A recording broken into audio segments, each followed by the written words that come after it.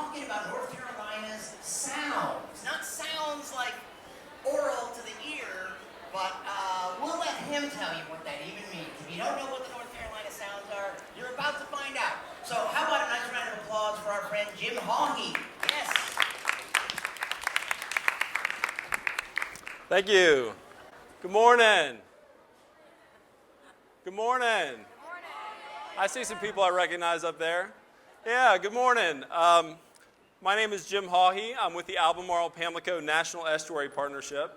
That's quite a mouthful. I'm promising the ABCs, and already on the first slide, it sounds like I'm speaking in a foreign language. So give me about 15 minutes, and I hope by the end of this talk, you'll have a better understanding of exactly what that means. Now, Brian led into my conversation a little bit. What exactly are the sounds? Did this guy come in here to talk about North Carolina bluegrass? I did not. Although I kind of picture Kermit and his banjo singing It's Not Easy Being Green, which is maybe appropriate today on Earth Day. Our sounds are known as estuaries, and an estuary is a place where the rivers meet the sea. And in North Carolina is one of the few places that calls these estuary sounds. In other places, they might be known as a bay, or as a fjord, or as just an estuary.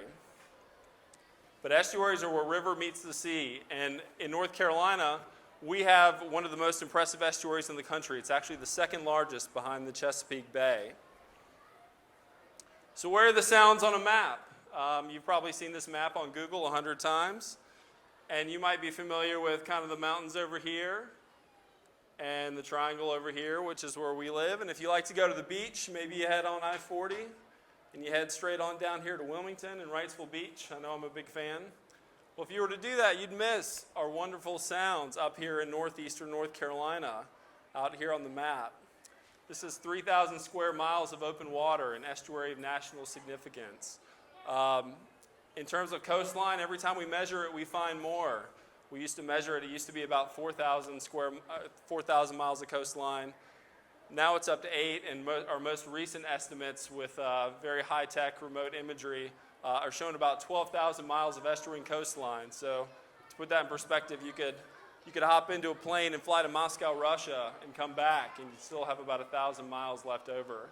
That's how much shoreline is wrapped up just here in these sounds. So this interconnected system, there are 8 sounds, moving from north to south here. We have Currituck Sound, Albemarle, which is one of the 2 largest. We have Croatan and Roanoke, Pamlico, which is our absolute largest, and the reason that the system is called the Albemarle-Pamlico system. And then down here we have Core Sound, Back Sound, and Bogue Sound. And again, this is known collectively, this interconnected system is known as the Albemarle-Pamlico estuarine system. I'm sure a scientist came up with this name, and there's actually a nice abbreviation as well. APES, the Albemarle-Pamlico estuarine system. And I love these uniforms. I actually asked our boss if we could do something similar. He said no. And some really enterprising scientists thought that acronym wasn't tough enough, so they came up with a Croatan Albemarle-Pamlico estuarine system, or CAPES. Now, I wouldn't usually use acronym humor in a talk, but this is Earth Day, and I just have to point out that I have a shot of the Daily Planet in the Daily Planet on Earth Day. So I think we've hit the trifecta for our Earth Day celebration. So let's take a quick tour of the sounds. You could spend a lifetime touring this wonderful place, and I feel very fortunate that I get to make a career visiting a lot of these places from time to time. 6 out of these 8 sounds actually begin with the letters A, B, or C, which is sort of the reason for the title of my talk. And so let's run through them quickly. First is one of our 2 largest, Albemarle Sound. You can look up here and you can see that it's all protected by the Outer Banks, which means that there are no direct inlets to the sea. And that means that this water is fresher than in most places. You can travel for miles by boat and you can see the bald cypresses and the Spanish moss hanging off of it. This is truly a beautiful place. In the bottom left corner, you can see the crab fishermen that are constantly out and about. Or you can go to the quiet little town of Edenton, go to the coastline and see the cannons out there. Back Sound, a little further south. This is home to one of our National Estuary and Research Reserves in Duke University's Marine Lab. It's also home to the Shackelford Ponies. And you can certainly find an egret, and the Cape Lookout Lighthouse is down there as well. Bogue Sound, home to some of our other famous marine science institutions, University of North Carolina, CMAST. It's kind of the coastal home for North Carolina state government with the Division of Marine Fisheries and Coastal Management. As you can see, it's a beautiful place to catch a sunrise or a sunset. There are plenty of maritime forests, and we like to bring teachers out here every year and show them the sounds. You can see all the marsh grass and spartina and the sounds on along. Croatan Sound, this is the sound that you cross when you go to the Outer Banks. When you see Croatan Sound, it means that you've arrived at your vacation destination. This is the Virginia Dare Memorial Bridge that you'll cross over on your way to Roanoke Island and the Outer Banks. In Mans Harbor, we have the state's ferry yard where we go out, and this is where the state brings all of its ferries to work on. And of course, for those of you that have visited the Outer Banks, we certainly have some wonderful sunsets out there as well. Core Sound is home to a lot of, this is in down East Carteret County, down at the end of the road, as they like to say, home to a beautiful waterfowl museum, a lot of old boats, and a lot of traditional fishing culture with decoy carving contests, and a lot of the shrimp boats that leave out of Marshallburg. Currituck Sound, home to Currituck Beach Lighthouse, the Whalehead Club, which was built as a duck hunting club by the Knight family, and which is one of many hunt clubs that were built in the early 1900s. This is really a world-class destination for duck hunting because of all the submerged aquatic vegetation in the water, which you can see a little bit right here, this wild celery. And you can also find duck blinds lining the banks of the Currituck Sound. Pamlico Sound is our largest. It's our largest, and yet there aren't really any big cities out there. So you can drive along the shoreline of Hyde County and see a view like this one. It's a wonderful place to windsurf with the winds constantly blowing at 9 or 10 knots. You can see the Ocracoke Lighthouse from Ocracoke, and this is a picture out of Oriental in Pamlico County, kind of North Carolina's sailing capital. And finally, Roanoke Sound, some of my favorite places to visit: Jockey's Ridge State Park, Nags Head Woods, and the Body Island Lighthouse. So these are really wonderful places, and they really are pretty great. And it being Earth Day, you probably want to know, perhaps, how might we protect these places? Well, to understand that, first you need to know what a watershed is. Does anybody here know what a watershed is? Somebody that's not paid to know up there, I see ya. Well, you can be forgiven if you don't know. I'm tempted to call my wife on the front row, but that wouldn't be very nice. So I'm going to give you a little video that's going to help show you what a watershed is, and I think it's going to help you to understand that this is really something that a lot of people don't understand. So where does all the water from the sounds come from? What is a watershed? What is a watershed? What is a watershed? Watershed. Watershed? Yeah. What is a watershed? What is a watershed? What is a watershed? What is a watershed? What is a watershed? It's a watershed. I've no idea.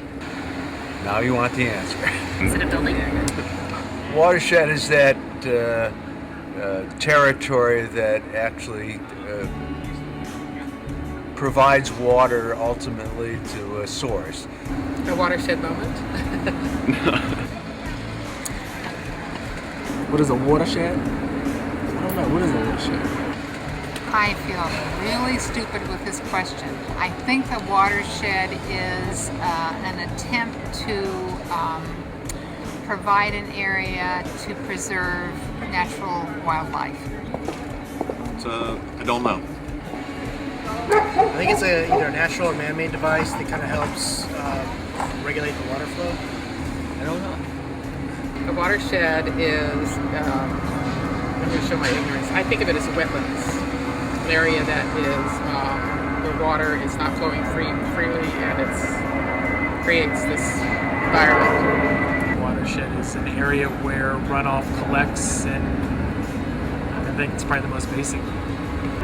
It is the area in which the water flows down into one particular river, stream, or gosh, that's kind of hard. Interesting question. And I was a geography teacher. I don't think a lot of people know what a watershed is. All right, so that gentleman doesn't think a lot of people know what a watershed is. Do you agree with him? Yes. So a watershed is an area of land that drains water to a certain place. Now, that can be the little river in your town, or that can be something as large as North Carolina Sounds. So this is a map of the watershed for North Carolina's major sounds. It encompasses 28,000 square miles. It's almost the size of South Carolina, and it spans 2 states. It actually starts up in Virginia, up in Roanoke, Virginia, all the way up here, and you can see these different river basins that feed into our sounds. And there's a lot going on in this watershed. And if we want to take care of our sounds, the first thing that we need to do is think about how to take care of our watershed. Just to give you some perspective, in addition to those 28,000 square miles, there are about 16,000 farms, 4.3 million acres farmed for our food. There are 1.8 million acres of wetlands in this area. And maybe more importantly than any of that, there are almost 4 million people that live in this region. So the things that we do every day collectively have a big impact on the water quality in our sounds. So it's Earth Day, and how can you help? I want to give you a couple easy things that you could take home and that you could do, and you can think about how to do your part to protect the sounds. So the first thing, if you have medicine, or if you have kind of hazardous household stuff like paint or oil, if you dump that down a drain, it just goes straight to your local waterway and makes its way on down to the sounds.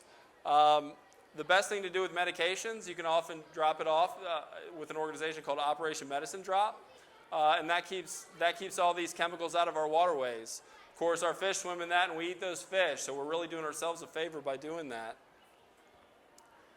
Parents, you can take it easy on the fertilizer a little bit. I like to try and make sure all my weeds are the same length, but that's kind of how things go in our yard. If you're gonna use fertilizer, use it wisely. Try and leave a buffer between any hardened areas that you have. This water runs off from the hardened areas and again runs into your local rivers and streams through our stormwater system. If you really want to make a difference, don't litter. And I can't believe I'm saying that in 2015, but there are still people that think nothing of rolling down their window and throwing something out the window. So this is another way that you can do a small thing and make a big difference. And if you really want to help out, you can join a big sweep effort, which is these are held all over the state in October. You can go out and help clean up trash. Collectively, people go out and clean up millions of pounds of trash. So this is maybe one thing that you could think about doing. And finally, you can do your homework. There are dozens of things that you could do to make the sounds better. And I gave you 3 of the easiest. But I definitely encourage you to take a little bit of time, learn about the sounds, and learn about what you might do. Everything from the electricity that we use to the cars that we drive to the food that we eat has impacts for our local environment. So I encourage you to learn about that.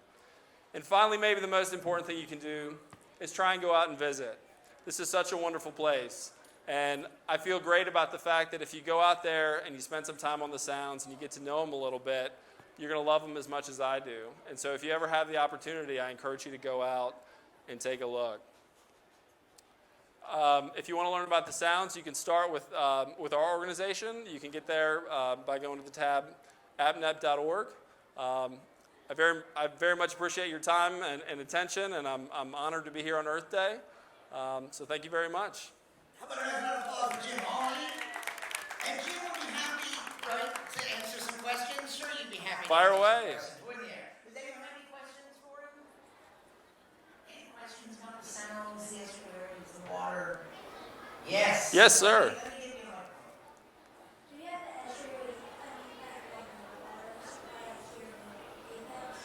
Do we have a water supply in Apex? Well, I live in Apex, so that's a great question. Apex is actually right on the border between the Neuse River Basin, the Neuse River which goes all the way down to Pamlico Sound, which I showed you, and the Cape Fear River Basin, which goes down into Wilmington. And do we have a water source there? We do. We have Jordan Lake down there, right? And that's where our drinking water comes from. That's actually part of the Cape Fear River Basin. But of course, it's just as important to take care of that water as it is to take care of the water that comes into our sounds. I know the people in Wilmington very much appreciate it. Good question.